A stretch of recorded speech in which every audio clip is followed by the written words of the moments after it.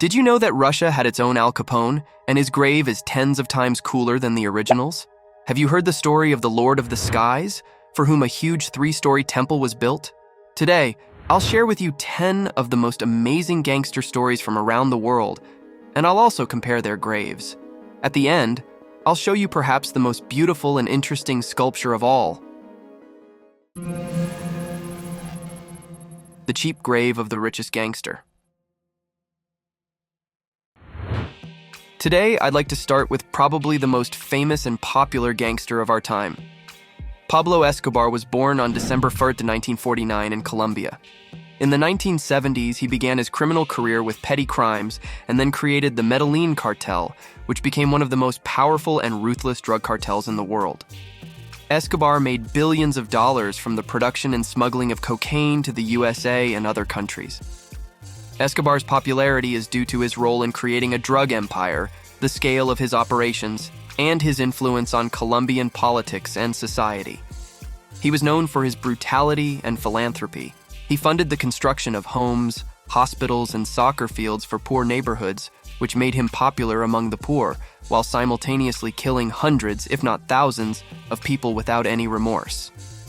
But, fortunately or unfortunately, even the coolest gangsters can't live forever. Escobar's death came on December 2, 1993. He was killed during a shootout with Colombian police in Medellin. It's believed that his location was revealed to the authorities by rival drug cartels or American special forces who actively participated in his search. What amazes me the most is how the world's richest and most famous gangster was buried. Escobar's grave is in a cemetery in Medellin, Colombia. It's a modest tombstone with the inscription Pablo Emilio Escobar Gaviria and the dates of his life. No marble statues or other embellishments. John Dillinger. The next character on my list, although not as successful a gangster as Pablo, has a much more interesting tombstone. John Dillinger was an American bank robber who became a legend in the 1930s. He was born on June 22, 1903, in Indianapolis, Indiana. Dillinger became famous for his daring bank robberies and ability to evade the police, making him one of the most famous figures of the Great Depression era. Dillinger's popularity is due to his boldness and charisma. His robberies were often accompanied by shootouts and escapes, capturing the public's and media's imagination. He was also considered a sort of folk hero for targeting banks with bad reputations. Dillinger's death came exactly 31 years and 1 month after his birth, on July 22, 1934. He was shot by FBI agents outside the Biograph Theater in Chicago. It's believed that his location was disclosed to the FBI by Anna Sage, a woman he knew who hoped to receive a reward for his capture and avoid deportation. Dillinger's grave is at Crown Hill Cemetery in Indianapolis, Indiana. His tombstone has been replaced several times due to damage from souvenir hunters. Apparently, he was really that cool. The current headstone bears the name John Dillinger and his life dates. Even this simple stone looks much better than what Pablo has. Lucky Luciano. If the previous characters were killed at a rather young age, the next guy managed to live until his natural death. This is truly a miracle because among gangsters, this is considered unusual. Lucky Luciano, real name Salvatore Lucania, was one of the most influential mobsters in U.S. history. He was born on November 24, 1897, in Sicily, and moved to New York with his family at the age of 9.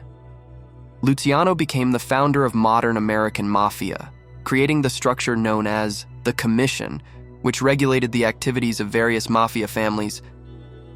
Lucky was quite popular due to his role in reorganizing New York's criminal underworld. He managed to unite disparate criminal groups into a single network.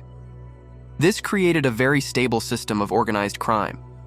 His strategic thinking and ability to form alliances made him one of the key figures in mafia history. The most surprising thing is that Luciano died naturally. On January 26, 1962, he had a heart attack at the Naples airport in Italy. Luciano was in exile after being deported from the US and lived in Italy until his death. Luciano's grave is at St. John Cemetery in Queens, New York. H. His headstone is quite modest with a cross and the inscription Salvatore Lucania and the dates of his life. It's often visited by tourists who want to pay tribute to this very famous and influential criminal. But it amazes me that even such a well-known figure who owned over 200 brothels and had vast wealth didn't get a more impressive grave. Scarface. Have you heard the term Scarface? Surely you have, as it's a very famous film about one of the gangsters of the past century. And what a gangster he was. It was none other than Al Capone. This mobster was born on January 17, 1899. He is remembered by the world for a long time. Capone was a criminal from a very young age. As a teenager, he was involved in bootlegging. This gave him a powerful boost in his career. Just 20 years into his life, he became one of the most formidable crime bosses in Chicago. Young Capone managed to unite the Italian Mafia, significantly strengthening his position in the criminal world. He also led it during the war against rivals for the bootlegging market. However, his story didn't last long. Eventually, the police managed to track him down. Al Capone was sentenced to 11 years in prison. Naturally, his living conditions in prison were like those in a five-star hotel. However, during a medical examination, he was found to have syphilis and gonorrhea, contracted due to his cocaine addiction. Due to these serious diseases, after his release, he was sent to a hospital where his condition deteriorated significantly. He eventually died at the age of 48, surrounded by his family. The famous mobster was buried in a cemetery in Illinois. What surprises me greatly is that his grave is also very modest, despite being one of the most dangerous men in the world in his prime. Apparently, all his comrades turned their backs on him when Capone showed weakness. The Steppe Al Capone. And since we are talking about Al Capone, I cannot help but tell you the story of one of the Russian bandits. Sergei Babnischev, better known by his nickname the Steppe Al Capone, was a well-known figure in the criminal world of the 1990s in Russia. During the peak of the criminal world, he controlled up to 80% of the entire Orenburg region. To give you an idea, that's a huge territory comparable to small countries in Central Europe. What did this gangster do? The usual: racketeering, extortion, murder. In short, anything that brought in money. A lot of money. Since he controlled such a vast area, his earnings were unreal. However, he also had many rivals. His competitors eventually eliminated such a significant figure. The Steppe Al Capone was killed by a hitman in 1996. But since criminal authorities are treated differently in Russia, his grave was 1,000 times more impressive than the original Al Capone's. While the previous case featured a small monument, Sergei Babnischev's friends erected a massive cross with a gilded figure of the crucified Jesus Christ. It is rumored that a famous Italian master crafted it. And to give you an idea of its value, the huge marble cross was 26 feet tall. I wouldn't be surprised if they paid several $100,000 for such a sculpture. The king of the Russian Mafia in America. And what have you heard about the king of the Russian Mafia that operated in America? You probably already know the leader of this gang, Yaponchik. His real name was Vyacheslav Ivankov, and he was very well known in Russia. Vyacheslav was born on January 2, 1940, in Moscow. He began his criminal career in the 1960s, quickly rising through the ranks of the criminal world due to his ruthlessness and ability to organize criminal operations. He became known for creating organized crime both in Russia and abroad. In the early 1990s, he moved to the USA, where he continued his criminal activities. He organized one of the most powerful gangs in America. In 1995, Ivankov was arrested in New York for extortion and sentenced to prison. And that's a separate story I could tell you more about another time. Yaponchik died on October 9, 2009. He was fatally wounded in an assassination attempt in Moscow when he was shot by a sniper. After several months in the hospital, he succumbed to his injuries. But what interests us more is how his grave looks. Yaponchik is buried at the Vagankovo Cemetery in Moscow. His tombstone is a massive slab with his name, birth, and death date, S, and his image. This sculpture looks simply stunning, and it is rumored that he faked his death and started cooperating with the government. In general, an interesting character, worthy of a full-scale story. The Lord of the Skies. Have you heard of the Lord of the Skies? No, I'm not talking about God, but about a real person. That's what they called Amado Carrillo Fuentes.